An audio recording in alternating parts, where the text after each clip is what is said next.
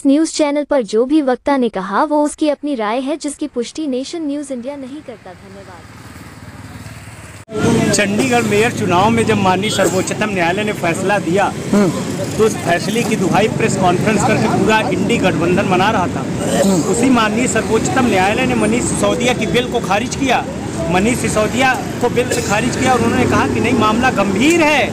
ED के 378 पन्नों की चार्जशीट पे धोखाधड़ी हुई है और ये बिल्कुल बिल डालने लायक नहीं है। अच्छा, चंडीगढ़ में जो हुआ क्या हुआ? ठीक हुआ है क्या? चंडीगढ़ में ठीक हुआ है? यही आप पूछना चाहता हूँ। हाँ, आदरणीय नरेंद्र मोदी जी के नेतृत्व में जहाँ भी गलत होगा उसको आदरणीय नरेंद्र मोदी जी पूरा विरोध करेंगे, लेकिन अरविंद केजरीवाल जिस तरीके से चंडीगढ़ चुनाव में प्रेस कॉन्फ्रेंस करते थे, पूरा इंडी गठबंधन दुहाई देता था, आज जब माननीय सर्वोच्चतम न्यायालय ने मनीष सिसोदिया की बिल को खारिज किया उसी शराब घोटाले में, तो आज ये ईमानदारी का टपका क्यों लिए हैं? 9 समन आया।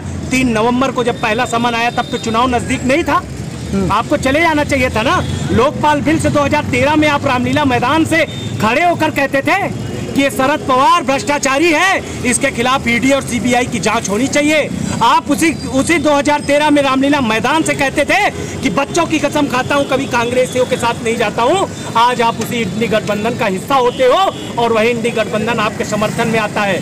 मैं अरविंद केजरीवाल नैतिकता के आधार पर आपसे कहता हूं कि जिस तरीके से आप शराब घोटाले में संलिप्त पाए गए हैं, हवाला के जरिए जिस तरीके से 46 करोड़ रुपए गोवा के चुनाव में आपने खर्चा किया है, जैसा कि ईडी ने बताया, आप नैतिकता के आधार पर दिल्ली की जनता के साथ छल न करते हुए अपने पद से इस्तीफा दीजिए, क्योंकि आपने दिल्ली की भोली भाली दिल्ली की जनता को 10 सालों से लूटा। आपकी राजनीतिक विसात कहाँ से थी? अन्ना हजारे से थी ना। सबसे पहला इंटरव्यू अन्ना हजारे जी का आया कि जैसा किए हैं वैसा भुगत रहे हैं। तो अन्ना हजारे जी के भी दिल में तो आप नहीं आ सकते, क्योंकि माता से बढ़ के गुरु का आशीर्वाद होता है, गुरु का स्थान होता है, क्योंकि गुरु आपका पथ प्रदर्शक होता है। आज तो आपको नैतिकता के आधार पर इस्तीफा देने चाहिए। आज जेल से आपकी चिट्ठियां पढ़ी जा रही हैं पानी और स्वास्थ्य को लेकर, शर्म करना चाहिए।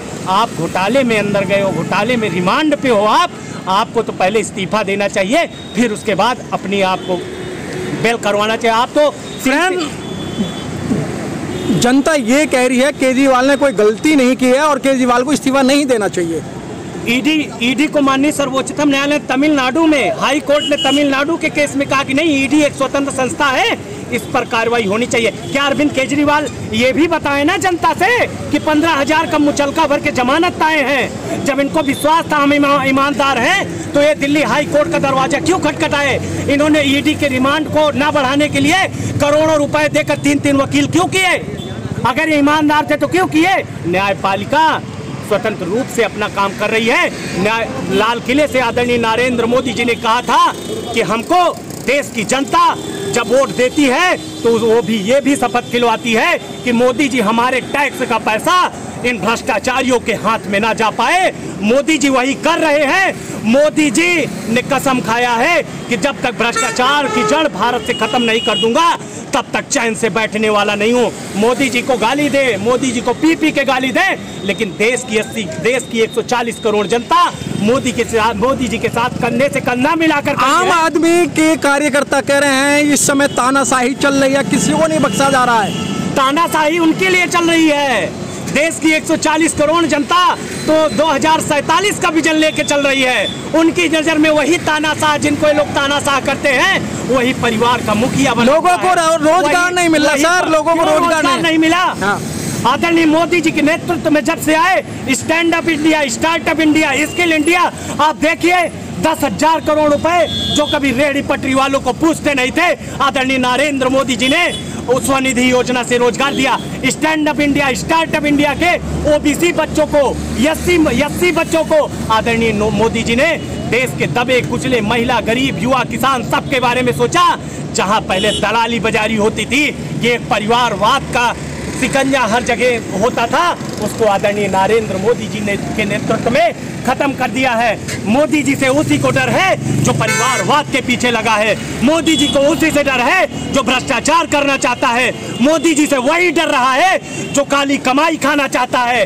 देश की 140 करोड़ जनता मोदी जी के न्याय से, मोदी जी के सुशासन से पूरी तरीके से खुश है और वो 2024 का विजन नहीं देख रही है। देश की 140 करोड़ जनता मोदी जी के नेतृत्व में 2047 का विजन देख रही है। आपने बोला कि किसानों के लिए किया, अभी आपने देखा कुछ दिन पहले ही सारे बॉर्डर बंद कर दिए गए किसानों के लिए, बकायदा रोड के ऊपर जो है रेलिंग लगा दी गई और बिल्कुल उनको और धारा 144 लगा दी गई। तो आप किस कदर कह सकते हैं कि मोदी जी ने किसानों के लिए कुछ किया? आदरणीय नरेंद्र मोदी जी किसानों के बारे में 2014 में यही कांग्रेस की सरकार थी तो किसान बजट के लिए 26,000 करोड़ पास हुआ। आज आदरणीय नरेंद्र मोदी जी के नेतृत्व में 1,26,000 करोड़ रुपए किसानों को दिया गया। किसान सम्मान निधि की 3 किस्तें। ये किसान जो होता है ना मैडम, असली किसान वो कभी प्रशासन पे पत्थर नहीं मारता।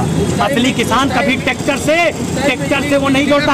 आदरणीय नरेंद्र मोदी जी के नेतृत्व में देश का किसान खुशहाल है। आदरणीय नरेंद्र मोदी जी के नेतृत्व में देश जान चुका है कि हमारी प्रगति कहाँ है और वो पूरी तरीके से उसको आत्मसात करके इस बार आदरणीय नरेंद्र मोदी जी के 400+ के विजन पर पूरी तरीके से संकल्पित है। और आप देखिएगा 19 में आए थे 24 में भी आएंगे, मोदी जी तीसरी बार, मोदी जी तीसरी बार फिर कमल खिलाएंगे। ये डर भ्रष्टाचारियों को ही है, ये डर जिन्होंने देश को लूटा है उसको है। 56 इंच का सीना तो देश के 140 करोड़ गरीब महिलाओं, युवा और किसान को सम्मान देते हुए आगे बढ़ रहा है। बहुत बहुत धन्यवाद।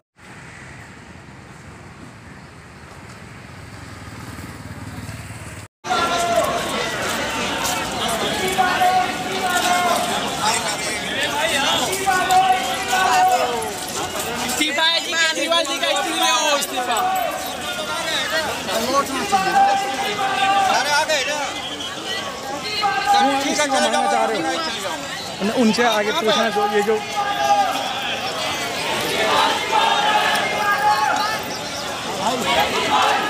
आप देख सकते हैं कि इस समय भारतीय जनता पार्टी का